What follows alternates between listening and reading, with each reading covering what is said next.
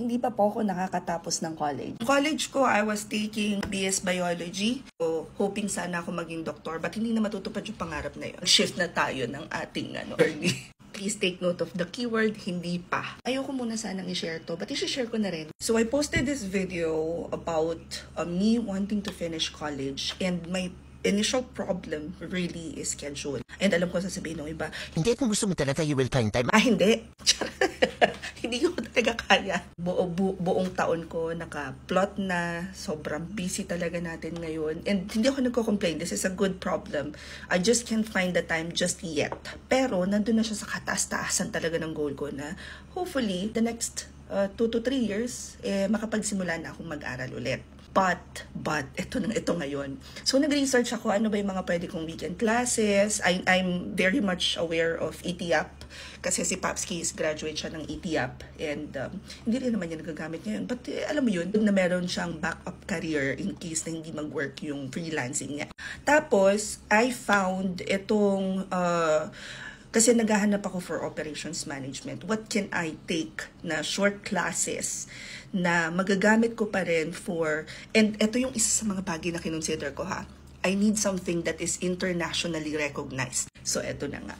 Nakita ko tong Certified Administrative Professional program ng International Federation of Professional Managers Philippines. And then part ng program nila, what enticed me is yung in-depth knowledge ng areas like using the latest tools and technology, trying out modern methods and approaches, keeping up with today's business practices, at saka yung staying in the loop on new trends and development. I will give you guys parang follow-up video of my review about the experience, pero dun ako nag-enroll. The cost of the program is 12,000 pesos.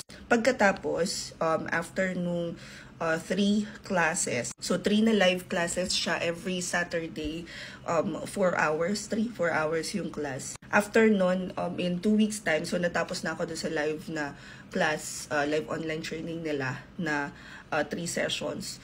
In 2 weeks time, magkakaroon kami ng exam for certification. And di ba sabi ko nga, hindi naman importante certification.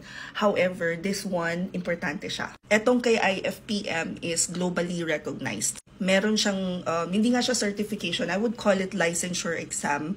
Kasi after mong may pasa yung licensure exam, magkakaroon ka na sa end of your name, di ba?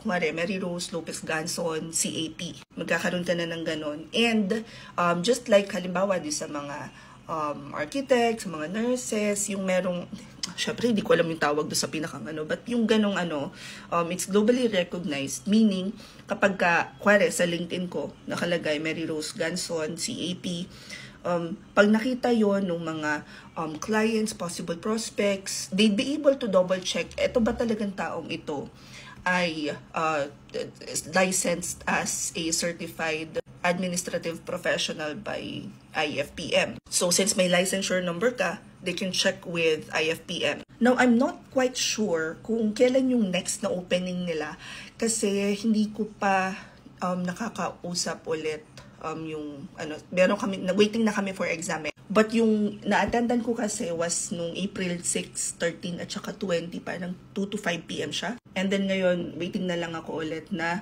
matapos ko yung program and all that. So, inintay ko na lang yung update from our program coordinator kung ano yung next action step namin. But it's for the licensure exam na. Guys, mag-comment na lang kayo dyan if you want me to talk about mas in-depth ano ba yung natutunan ko dito sa certification program na to. Ano pa ba? Bahala na kayo kung anong itatanong nyo dyan. Comment na lang ninyo tapos sasagutin ko later on. Anyway, sana makatulong din to sa mga nag-aabang ng aking educational journey. Comment any questions you guys have about working from home. Follow for more work from home cheese. Bye!